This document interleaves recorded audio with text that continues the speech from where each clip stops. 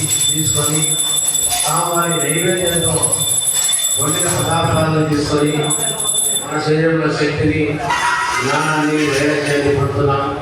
అందులో భాగంగా ఈరోజు బుధవారం నాడు మన స్వామికి ప్రియపడిన అయ్యప్ప స్వామి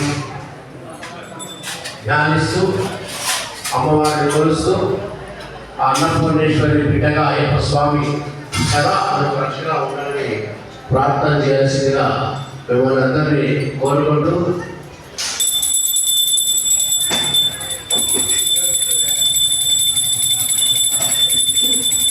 ఒక వీరం మహాపురుషం సర్వరక్షాకరం పార్వతి హృదయానందం శాస్త్రం ప్రణమామం.